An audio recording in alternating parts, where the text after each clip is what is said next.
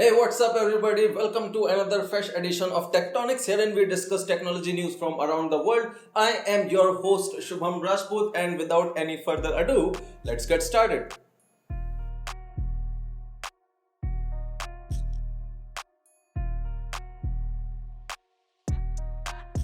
So we have been seeing from long time this leaks and rumors about a Motorola flip phone that will have a foldable screen also. Well, it turns out all of those renders and rumors were true because Motorola and its parent company Lenovo has just sent out an invite to its unveiling event that is going to happen on November 13 in Los Angeles. The various phrases that are associated with this invite are phrases like an original unlike any other, you are going to flip, and a highly anticipated unveiling of a reinvented icon. Another element associated with the invite is a gif in which the old Motorola Razr body gets melted away and the supposedly new phone body gets unveiled. The image is a bit obscure, the GIF is a bit obscure, but that is what it is pointing towards, that Motorola indeed is going to release its foldable flip phone that people have been anticipating so much. Talking about anticipation, the precise reason why gadget enthusiasts are so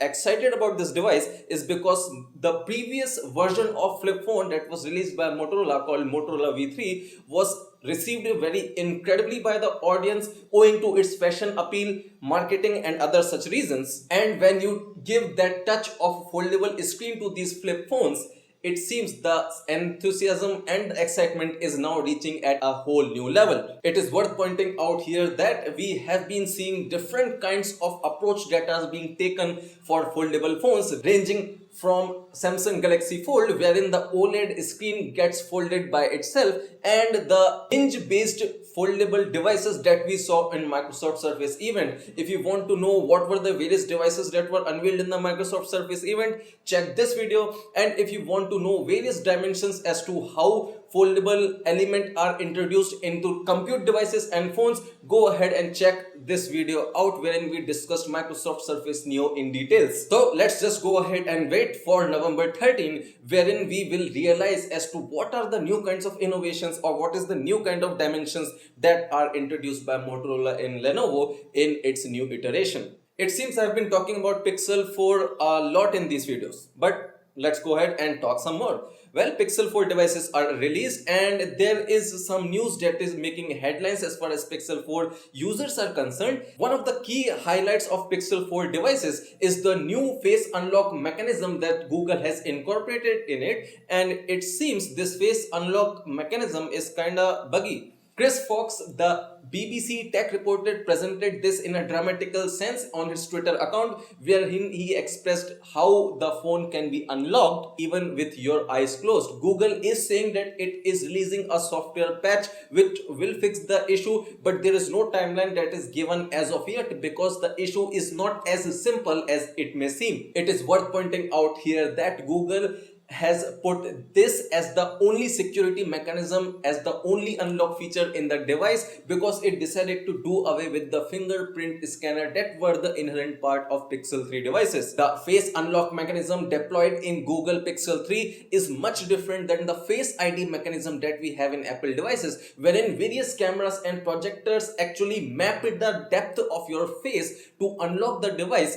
and this security mechanism is much more complex because you cannot unlock these phones just by an image of you or a flat video of you. Among the other technological innovations that are introduced in Pixel 4, the motion sense mode and that smooth 90Hz refresh rate screen are also one of the key highlights of Pixel 4. Well, let's just say whenever a new technology is implemented, there are certain concerns, fixes and bugs that invariably creeps in, and Google has found its very soon. So let's just go ahead and wait till this bug or this fix can be implemented and you can use your Pixel 4 device the way it is supposed to be used. In the next news, we have some news from Facebook. Mr. Mark Zuckerberg, who is the founder of Facebook, just gave a speech on free speech in the Georgetown University. He pointed out how historically the freedom of expression and the freedom of speech has helped humanity evolved from one dimension to another, and at the same time how sometimes the misuse of free speech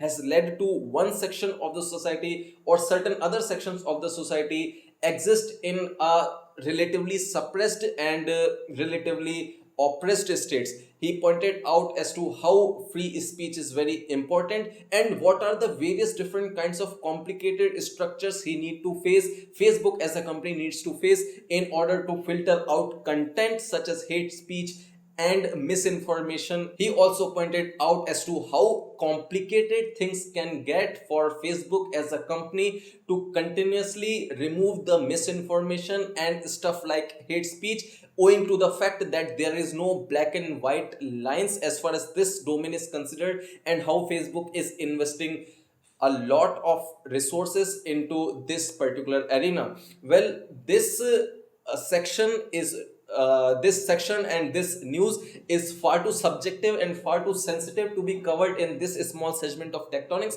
so I decided to create a very separate video for this topic, because this is certain because as far as privacy is concerned, as far as the way social media is evolving and this arena of freedom of expression and free speech is considered, it's a very subjective topic, so I decided to create a separate video of it which will be live anytime soon, to so stay subscribed. But as far as this video is concerned, these are the various key highlights that Mr. Mark presented, and what is more important for you to know right now is that Mr. Mark has made it very clear that he will be standing on the side of free speech, and at the same time he will try and invest much more resources and dimensions to controlling the various unwanted elements that are showing up again and again on Facebook in the form of misinformation, hate speech, and other such unwanted contents. So let's go ahead and see how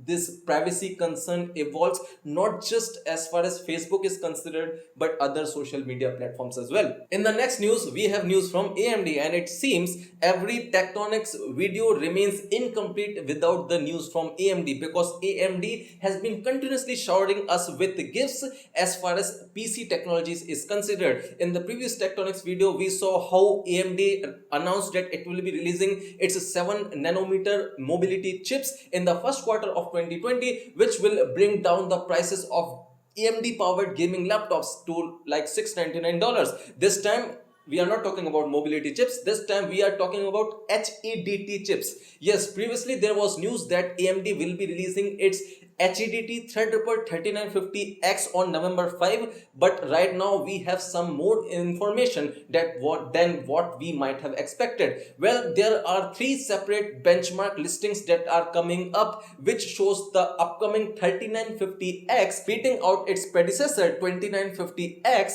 by 21%, 24%, and 26% respectively. In the Firestrike benchmark listing, wherein 2080 Ti was paired with the 3950X along with 16 GBs of 32 MHz RAM, we saw the benchmarks coming up to be 29663, which is significantly larger when 2950X is subjected to the same environment, receiving a score of 24544. It is worth pointing out here that as far as single core performance is considered, Intel has always been ahead of AMD, but it seems like AMD is managing to bridge the gap, as the various benchmark listings clearly show that this upcoming chip will be just 3% less in terms of performance when compared with the Intel's venerable 9980XE. So I think it's time for AMD fans to rejoice again.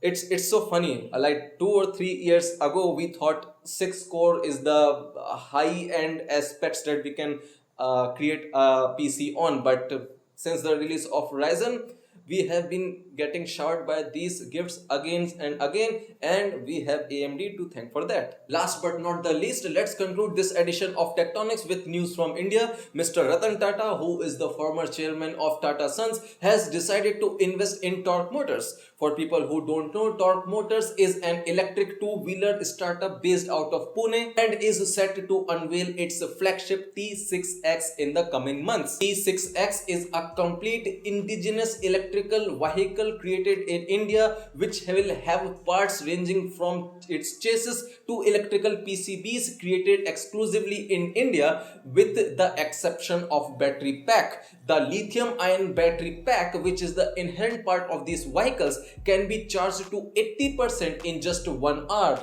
T6X will be capable of achieving the speed of 100 km per hour and will be leading a charge every 100 kilometers. So Tata Motors is saying that they will have at least 5,000 T6X vehicles on the street of India by the end of this year. Well, as far as automobile industry is concerned, as far as innovation in automobile arena is concerned, this is seen as a big step, because this will be one of those big steps that India has to take in the direction of electric and hybrid vehicles. Well, that was it as far as this edition of Tectonics is considered. Stay tuned and subscribe to this channel, because tomorrow we will be coming again with this kinds of news that you need to be aware of and which is going to affect you in some way or the other. Till that time, I request your permission to take leave. You take great care of yourselves, and I am going to see you again very soon. Namaskar.